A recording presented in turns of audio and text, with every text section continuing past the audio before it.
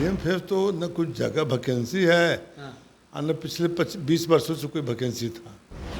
तो लगातार लोग चुनाव के पूर्व सीएम फेस के जनता को ठगने का, बकाने का यह बात बताते हैं कि आने वाला समय में यह सीएम होगा, लेकिन दूर दूर तक कहीं कोई बात नहीं है। बिहार के माननीय मुख्यमंत्री नीतीश कुमार जी अपनी लोकप्रियता से देश और दुनिया में इतना नाम हो रहा है उनका, इस बिहार में जो उन्होंने विकास किया।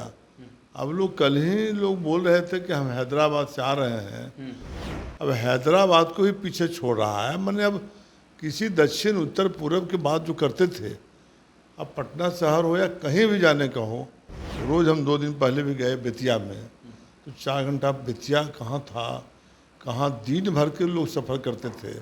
नमस्कार, मैं मनीष और आप देख रहे हैं दर्श न्यूज़। बिहार की राजनीति इन दिनों गर्म है, वजह भी साफ है। कुछ ही महीने में बिहार में विधानसभा चुनाव होने को हैं। कांग्रेस पार्टी जो है आज एक बैठक की है। बैठक में ये तय किया है कि 243 विधानसभा सीट से उम्मीदवार जो है आवेदन करेंगे और उसके बाद उनके आवेदन के बाद उनकी क्षमता को देखकर कैंडिडेट जो है वो घोषित किया जाएगा। इसी मुद्दे पे बात करेंगे। हमारे साथ मौजूद हैं हम पार्टी के प्रदेश अध्यक्ष अनिल कुमार। सर देखिए, अब कांग्रेस लगातार बैठक कर रही है, सीएम फेस को लेकर के भी अभी बात खोल नहीं रही है और अब 243 विधानसभा सीट से आवेदन मांगा जा रहा है। क्या लगता है, कांग्रेस जो है अकेले चुनाव लड़ेगी या फिर महागठबंधन के साथ लड़ेगी? तो ऐसा सवाल है कि यह तो कांग्रेस का अंदरूनी मामला है और कांग्रेस का गठबंधन महागठबंधन से है, तो उसके नेता जवाब देंगे, माननीय तेजस्वी यादव जी या और जो घटक दल के लोग उनके हैं। इस प्रश्न से तो मेरा कोई ताल्लुक नहीं है। सीएम फेस पर बात आखिर क्यों नहीं बन पा रहा, क्यों नहीं? अब उनका सीएम फेस क्या होगा? सीएम फेस तो न कुछ जगह वैकेंसी है और न पिछले 20 वर्षों से कोई वैकेंसी था। तो लगातार लोग चुनाव के पूर्व सीएम फेस के जनता को ठगने का, बकाने का यह बात बताते हैं कि आने वाला समय में यह सीएम होगा, लेकिन दूर दूर तक कहीं कोई बात नहीं है। बिहार के माननीय मुख्यमंत्री नीतीश कुमार जी अपनी लोकप्रियता से देश और दुनिया में इतना नाम हो रहा है उनका, इस बिहार में जो उन्होंने विकास किया।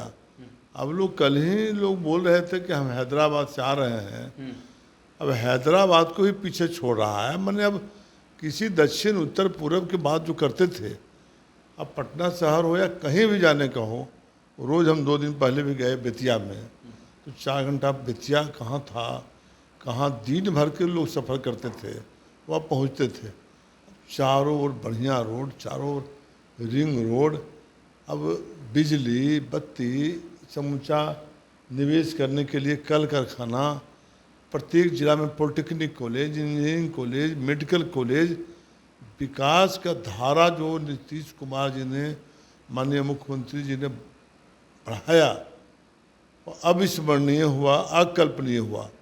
इस बार तो और गजब हुआ, मतलब कि इस बार जो 20 से 25 में उन्होंने किया, तो अगर 5-7 मेडिकल कॉलेज 20 वर्षों में खुला होगा, तो इस बार उन्होंने धर के झड़ी लगा दिया कि नालंदा भी खुलेगा, औरंगाबाद भी खुलेगा, नवादा भी खुलेगा, जहानाबाद भी खुलेगा, गया भी रहेगा, सासाराम भी रहेगा। मैं कहीं नहीं, सारे जिला लेवल पर, एक आध 2 जिला जो बगल में सटे हुए हैं, अरवल, जहानाबाद।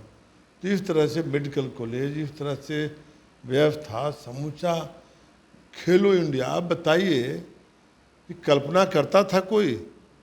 ये आपका जो मनोहर का स्टेडियम था, हम लोग उसके पीछे में रहते थे छात्रावास में, तो कहीं कोई कुछ नहीं था, वो बाउंड्री बनाया हुआ स्टेडियम कहिए उसको, या घेराबंदी का मैदान था।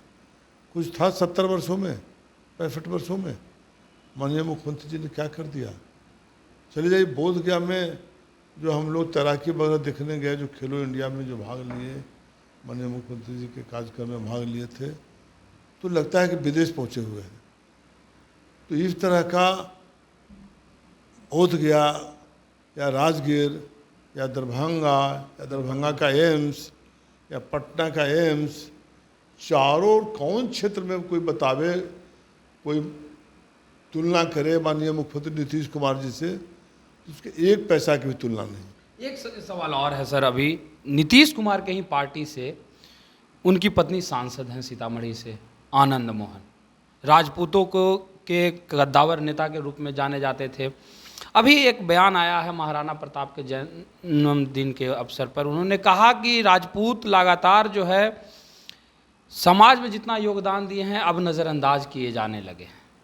राजनीतिक पार्टियां भी नज़रअंदाज कर रही है, जो उचित हिस्सेदारी देगी हम उनका समर्थन करेंगे। तो क्या ये माना जाए कि जदयू के साथ रहते हुए भी अब आरजेडी का वो समर्थन करने चले जाएंगे यदि राजपूत को उचित हिस्सेदारी महागठबंधन दे देती है तो? देखिए, हम बयान देखे नहीं हैं, क्योंकि माननीय आनंद मोहन जी 74 आंदोलन के नेता रहे हैं, प्रखर हैं और बहुत सोच समझ वाले व्यक्ति हैं। और उनकी पत्नी भी इसके पहले भी एमपी रही हैं, आज भी एमपी हैं, विधायक रही हैं, सुलझे हुए लीडर हैं बिहार के।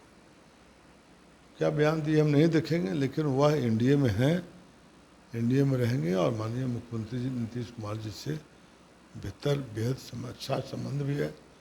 और मैं नहीं समझता हूँ कि सब तरह से कोई बात होने जा रहा है कि कहीं आरजेडी को या कहीं माले को, कहीं कांग्रेस को, इस तरह की बात होने वाला नहीं है।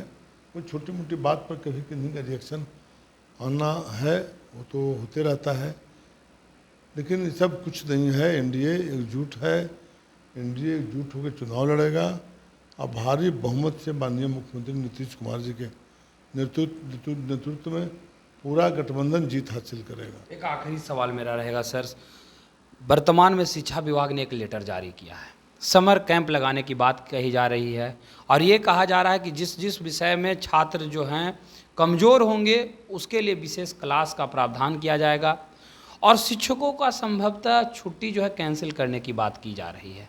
तो क्या आपको ये लगता है कि शिक्षकों के साथ उचित हो रहा है? नहीं, ये शिक्षकों का छुट्टी रद्द नहीं करना चाहिए और हम नहीं जानते इसके बारे में, लेकिन बच्चों को पढ़ाने का सरकार का निर्णय लेती है तो उनको लिए विशेष व्यवस्था करे कि भाई उनका जो उस पीरियड का जो उनका जो भत्ता होता है वो भत्ता देकर शिक्षकों को आग्रह करें पढ़ाने के लिए। लेकिन वो जो उनकी छुट्टी है तो छुट्टी सबका होता है, छुट्टी उनका निर्धारित है।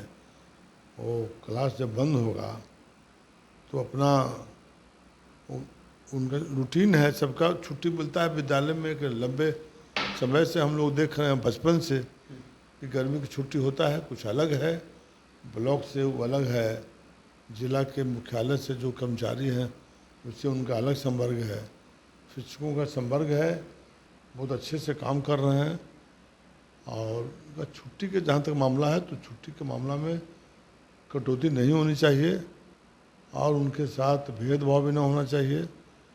और जो बच्चों को पढ़ाने का तो अच्छा बात है, सरकार का संकल्प है, विद्यालय में समूचा रौनक लौटा है। सरकारी विद्यालय निजी विद्यालय की तरह पहले नहीं होता था, अब बहुत अच्छा से हो रहा है। तो कमज़ोर बच्चों का अगर पढ़ाई करते हैं तो उसको विशेष भत्ता के रूप में शिक्षकों को दे करके ही आग्रह करना चाहिए। तो ये थे हमारे साथ हम पार्टी के प्रदेश अध्यक्ष डॉक्टर अनिल कुमार, जिन्होंने सीधे तौर पे कहा कि शिक्षकों का जो छुट्टी है वो कैंसिल नहीं होना चाहिए और यदि समर कैंप शिक्षा विभाग लगाती है तो विशेष भत्ता देकर के शिक्षकों से आग्रह करके समर कैंप लगवाया जाना चाहिए। फिलहाल इस खबर में इतना ही, धन्यवाद।